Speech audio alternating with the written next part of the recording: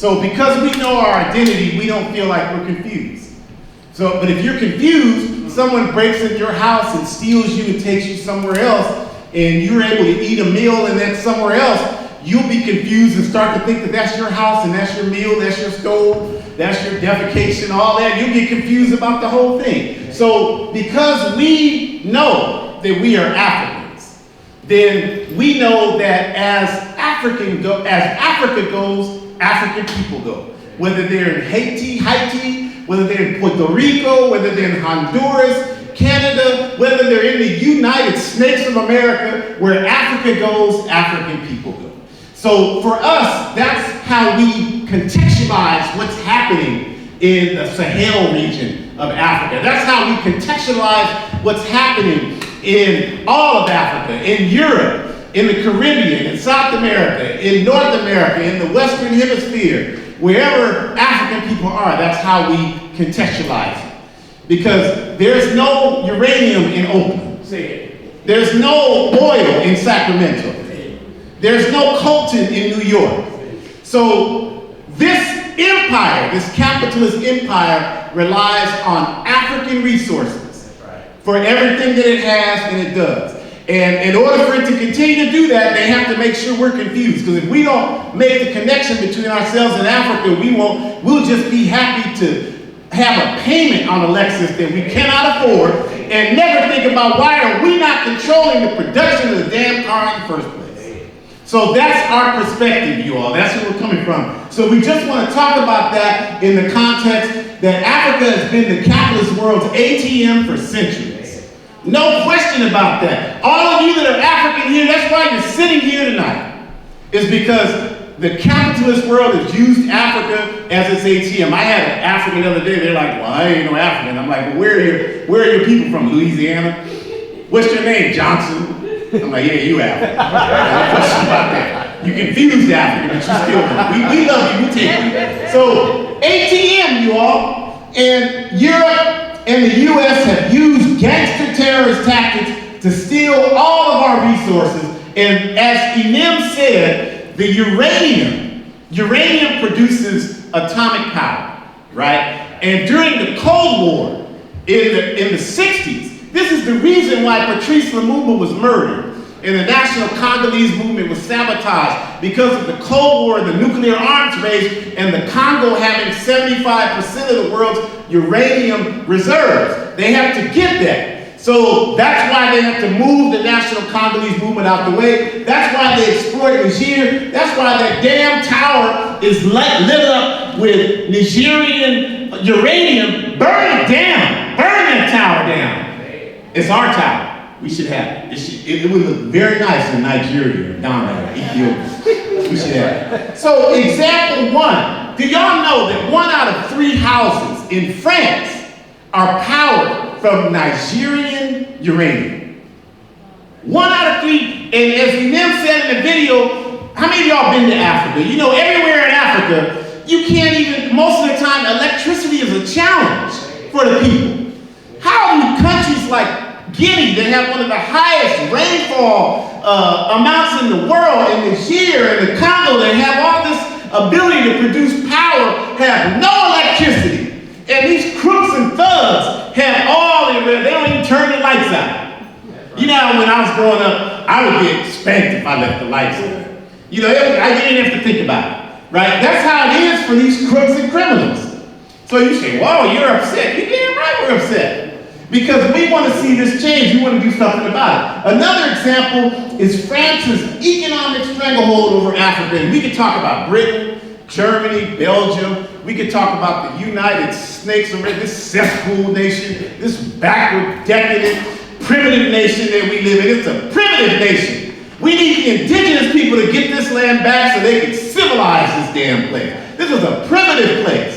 We confuse civilization with technology. They have nothing to do with one another. This is the most, I've been all over the world, this is the most primitive place on the planet Earth. Going to Africa again in 2 months, right? 2 months, yeah. And people are asking me, well, are you going to see some animals? I don't have to go to Africa. I can walk out my front door and see the most primitive animals on the planet Earth. I don't have to go to Africa. What the hell are you talking about? All right. So this is what the economic stranglehold of imperialism over Africa, the CFA franc, the currency that's utilized in a number of African countries. Y'all heard of this, right? We're gonna break it down quickly, right? We know y'all tired. I'm tired as hell. I'm tired of capitalism.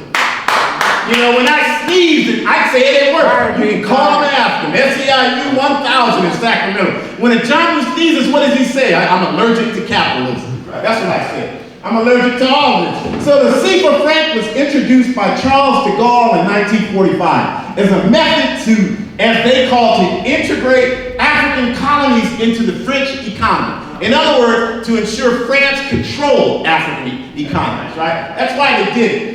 And after the African independence movement in the 50s and 60s, France placed Benin, Burkina Faso, Cote d'Ivoire, some people call it the Ivory Coast, Guinea-Bissau, Mali, and Niger into the West African Economic and Monetary Union, while Guinea, Chad, and the Congo were placed within the Central African Economic and Monetary Community. And they did this because they wanted to create two zones that they could exploit. And these were organized by France to represent 11 to 12% of Africa's gross domestic product, what Africa produced. That France controlled. And you got to think about Britain and all those other terrorist countries and what they controlled, and they control the dominant economic force that Africa has to offer. And these idiots, I'm sorry y'all, but these coons on TikTok will sit there, that's what they are. I'm gonna call them what they, well, why? There was one I saw the other day, well, why? They got these problems in the Congo, there are no white people there. Like, you know, we should, like what they used to do in Azania, is throw tires around people and put oil on them and set them on fire. That's better than what those damn people deserve that are doing that. I know y'all, you might think, well, he's crazy. No, you're the one that's crazy. If you willing just to accept how they do us and just be happy with it, let me go out and have a beer and have a good time. The weekend's here, to hell with that. Have a good weekend, but then come back Monday ready to fight like hell for our freedom and our liberation. Is that asking too much? I don't think so. I think it's perfect, right? So these two zones were created 11% of the GDP, while the currencies utilized in the two zones were not even convertible between the countries that I just mentioned. So they couldn't even trade to ensure their currencies were functional in the countries where they existed, right? And those of you that have been to Africa, you know this. I've been there many times, and I know one time I was in Senegal, the currency in Senegal is the CFA, right, as was mentioned, and then in Gambia next door is the Dalasi. So we were gonna catch the Gambian, we had a Central Committee meeting in Africa, it was in Gambia, Banjul. So we were gonna catch the ferry over the Gambian River, and everybody was like, well, you might as well get rid of all your CFA because it's worthless in Gambia. I'm like, I can see Gambia from here. But this is the reality. This is why Africa is poor, you all. It has nothing to do with what these idiots, well, the people just, you get up at 5 a.m. in any African city. What do you see? Go to a bus station. What do you see? Thousands of people, is that right? Thousands of people ready to work. Get up at 5 a.m. right out here and see what you see. Nobody. Right. So, you know, but this is what they put on us. And a lot of, you got friends and family that believe that. Well, they're poor in Africa because they don't know how to work. They work more before 5 a.m. than you do in a month. Right? And that's the reality of it. So France's stranglehold, the CFA franc, was arranged to have a fixed exchange rate with the euro, right? That was guaranteed by France. So what that means in economic terms, I know this is, like, they don't talk about this stuff, so a lot of us don't understand it. I love economics. I studied it. I got a bourgeois advanced degree in it. I'm one of the 5 people in the whole world that watches C-SPAN at midnight because I'm interested in this kind of stuff. I understand you're not, but I want to try to understand it clearly so I can explain it to people. So this is what it is that the euro, like the dollar, like the Israeli Zionist currency that they use in Zionist Israel, all of these are the main currencies around the world, right? The British pound, and all of these. So the euro is in that group, one of those currencies. And so when you can guarantee, you know, these currencies are backed by imperialism, by NATO, by the North Atlantic Treaty Organization. Like, in other words, if you give imperialism a problem, they'll bomb you. So they have power because of that, right? And so because of that, when something's guaranteed by the euro, it has clout in the world, right? So France guarantees that the CFA franc will be guaranteed, the euro will be guaranteed against the euro. Now you might say, well, then that's good for the countries in Africa using the CFA franc. No, it's not. And the reason why it's not is because France uses this guarantee to extort all of the African countries I mentioned to agree to France's economic demands of centralizing African reserves into two central banks established through France. The Central Bank of West Africa and the Bank of West Africa. So what that means is that these banks have systematically, they deposit every month 50%, half of all of the African assets of all those countries I mentioned, into a French Treasury operating account. That, you all, is similar to you walking out here every day, like this was your house, and you walk out here every day, and there's somebody waiting for you. Give it up. I want all the money. Give it up. I want 50% of what you got. But I can't live. Give me 50% if you don't do it. That's the same thing. That's why I call them thugs and terrorists. I don't care if it's Biden or Trump or Obama or Mickey Mouse. They're all a bunch of terrorists. All of them, each and every one of them do this. All of them support this process. None of them stood up. None of them. Obama didn't stand up and say, this is wrong. We need to stop this. He didn't do that. He endorsed it. So that's why we say, talk the way we talk about it. So the masses are rising up. Like we heard from our comrade Jeremy, and we heard from Sister Inem, and I'm just going to try to echo their wonderful comments that the coup d'etats in Burkina Faso, Mali, Niger, etc., should be seen as expressions of the masses of African people to be free from exploitation. That's what they should be seen as. You should see them no different than how we look at when we rise up and burn these cities down in this country. It's the same thing. It's like Kwame Ture said, we burn this country from plantations to cities. And we need to do a lot more of that. So that's what they're doing there. They're standing up saying no more. You're not taking half of what we produce. You're not taking all our uranium. You're not taking all our resources. No more of that. That's what the masses are saying. So for genuine revolutionary Pan-Africanists, we see these developments as further evidence to our claim that until Africa is free, no African anywhere on earth will be free. And that's why in the AAPRP, our work is building on the ground revolutionary forces all throughout Africa. Like Inem is in Burkina Faso, we're in Tanzania, what you call the colonial name South Africa, Kenya, we're in Ghana, we're in Senegal, we have relations in Guinea. We have all of these relationships in Guinea-Bissau. Myself and Akabundu were in Guinea-Bissau a few months ago for our party congress with the African Party for the Independence of Guinea-Bissau, founded by Amilcar Cabral, one of our ideologues. We are building a worldwide force of African people to walk right over the chest of international capitalism. Oh, come on. That's what we're doing. And if that scares you, you're going to walk right over your chest too.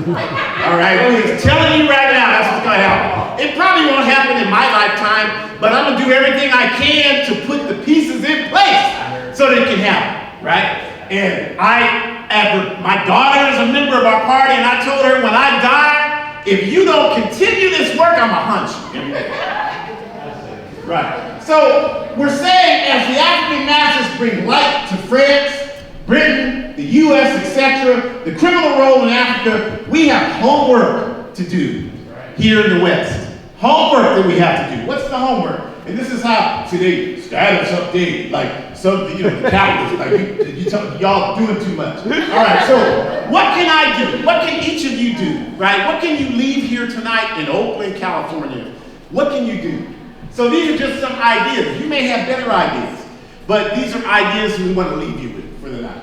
The first thing is support genuine revolutionary work to strengthen the capacity of our people, right? And so we have a project on the ground in Burkina Faso. It's called the Thomas Sankara Center for Liberation and Pan-African Unity. That was started in large part by our AAPRP organizers like Inem, who are on the ground in Burkina Faso. What they're doing, you all, is they have, and I think the next screen I have the QR code and the URL. Please write it down, because all we're asking is that they are buying books for our people in Burkina Faso. Revolutionary literature.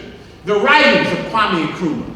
The writings of Sekou Touré. The writings of Thomas Sankara, Amilcar Cabral. All of those revolutionary Pan-Africanists. So that our people can learn that reality. Because if you've been to Africa, you know what kind of books are in Africa. See Dick run. See Jane run. Those are the books there, because who has the capacity? Y'all ever try to mail a package to Africa?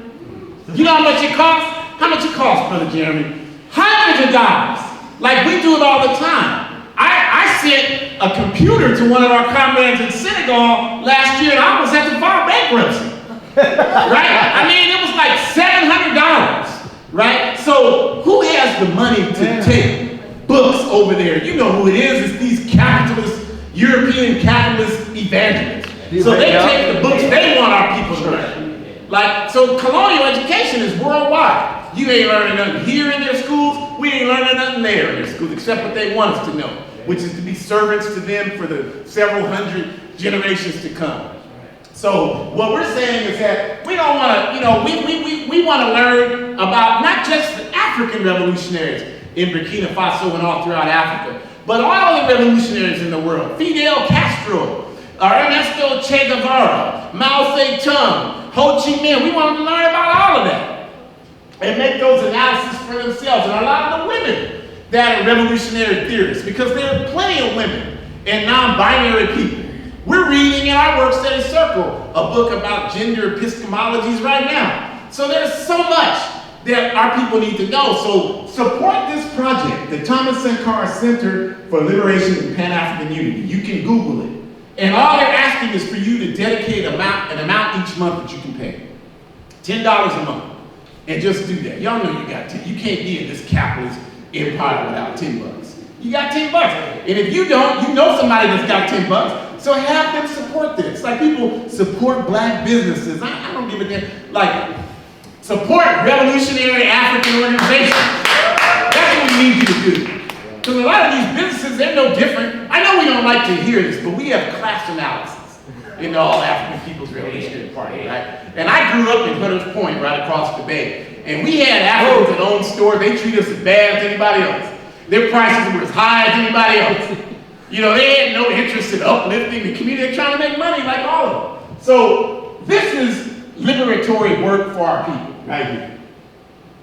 Join or start a work study process to enhance your own political education. See, the problem in this society is there's so much individualism. Like people will tell you, like I had a man the other day, I had a shirt, I was working out, and I had a shirt that said, F-U-C-K patriarchy on it, right? My wife knows I'm going to show it. And so he said, well, what is that? What is patriarchy? And I said, well, it's a system of institutionalized discrimination against women and marginalized gender people. And he said, well, that doesn't exist. I said, 20 seconds ago, you didn't even know what it is. Now you're arguing against me. That's the problem in this society. So much individual, this fool thought in 20 seconds, some being shot down from the sky and educated him about pay. And we know that that's the reality. Everybody knows you can't tell nobody nothing in this society. So what we're saying is that that's not going to liberate us. We have to be involved in a political education process. And that means that, like in the APRP, we have that. These Africans here, Nidamu, Akabundu, Nehandu, who was here earlier, I've been in a study circle with them for how long? 40 years, right? 40 years we've been together in a study process. I already know what they're going to say in the meeting before they say it. And they know what I'm going to say. But it's okay because we still have outstanding development because the world is constantly changing. So this system, 24/7, 365 days a year, is projecting its capitalist propaganda at each and every one of us. Anybody disagree with that? I'll give you a quick example. I have not eaten beef or pork in 40 years. They know that. They can confirm I'm not lying. In 40 years, I haven't done that. But right now, I can tell you to all beef patties, special sauce, lettuce, cheese, pickles, onions on a sesame seed bun. Because McDonald's is relentless in their propaganda. Now, tell me, if you recognize that, how are we going to defeat them? And we just read an article we don't even know who wrote it. Halfway through, then we fall asleep. Don't read the rest of it. We don't read none for 3 more weeks. That McDonald's doesn't, well, let's do a commercial, let's fall asleep, forget it, we'll do it in a year. They are consistent. We gotta be even more consistent. That's right? So start that and then join. I know I'm not gonna try to embarrass anybody, but I know at least 50% of the people here are not in organizations. I know that, right? How do I know this? Because I've been doing this a long time. And I know that if just 30% of the populace was in organizations, we would be in a much better position than we are right now. I know that. So that's how I know that's true. Now, when we say organizations, we're not, people always, I don't know, organization stifle. Look, organization definition is 2 or more people fighting for a common objective. You do that whatever way you want. But we have got to be organized because I don't care how smart you are, I don't care how good you look, we're all gonna die. Anybody disagree with that? And so we want to make sure that the work continues after each of us dies. And the only way to do that is us connecting with one another, right? So that's why we got to do that.